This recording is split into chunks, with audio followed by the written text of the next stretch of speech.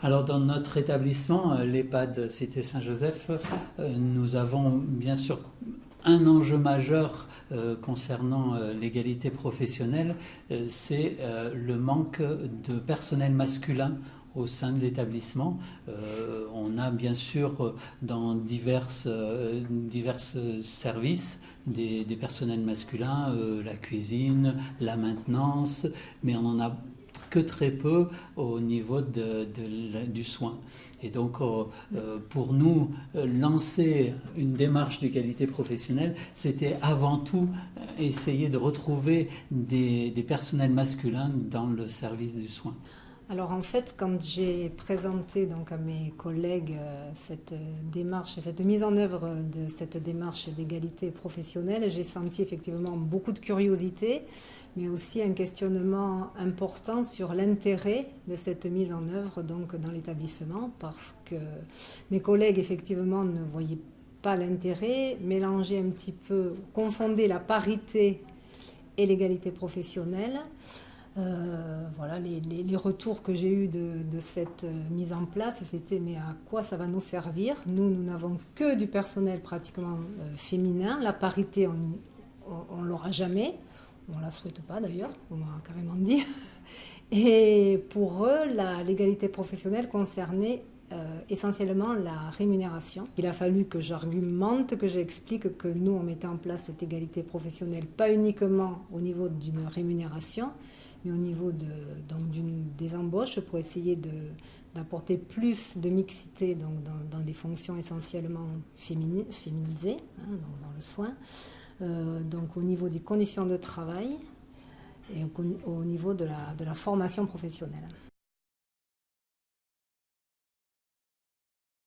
Alors au niveau du thème de l'embauche, on a travaillé notamment avec le collège, pour faire venir ici donc les collégiens et leur présenter nos différents métiers. Voilà. Ça c'est au niveau de l'embauche. On participe aussi au forum de l'emploi pour essayer de présenter les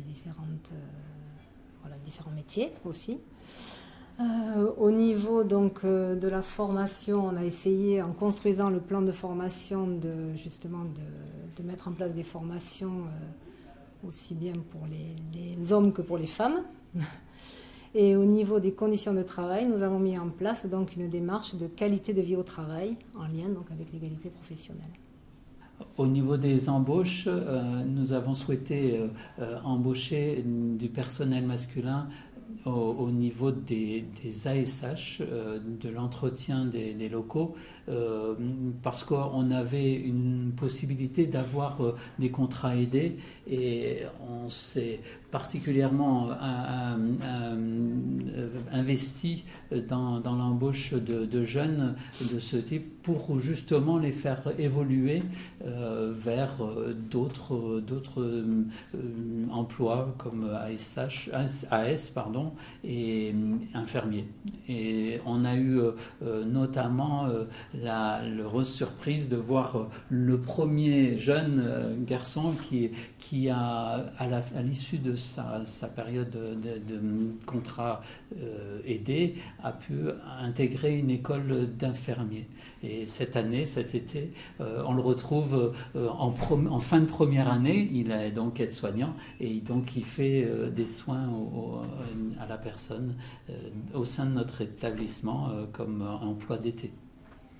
Nous avons prévu à un moment donné, on a eu une stagiaire qui est venue pour voir l'accueil des personnels au sein de l'établissement, et avec cette stagiaire et Elisabeth, ils ont pensé une nouvelle intégration des personnels, et donc je crois que ça a été quelque chose de fédérateur au sein de l'établissement, parce que justement on retrouvait une dynamique d'accueil, et alors c'est en cours, mais plusieurs actions ont été mises en place. Déjà, la personne qui arrive dans l'établissement, elle peut déjà voir un ensemble de personnes dans chaque service. Donc les responsables de service, elle est bien sûr aussi accueillie par son tuteur bienveillant, et ça c'était une mise en place qui nous a paru opportun, parce que ça nous a amené à intégrer la personne et à la stabiliser. Je pense qu'au départ, il y a cette obligation légale, et si on n'est pas accompagné justement pour mettre en place cette démarche dans les établissements, on s'en tient à cette obligation légale. Cet accompagnement d'ID3, ça nous a vraiment permis d'avoir d'autres perspectives, de voir d'autres projets. Après, par le Résolument Égalité, par le club Égalité de l'Ouest, de rencontrer d'autres personnes dans notre cas, et d'avoir vraiment, moi je trouve, des perspectives auxquelles on n'aurait pas pensé, très certainement. On a retrouvé une plus-value dans cette démarche de résolument égalité par la compétence aussi de ceux qui nous ont accompagnés et par le partenariat.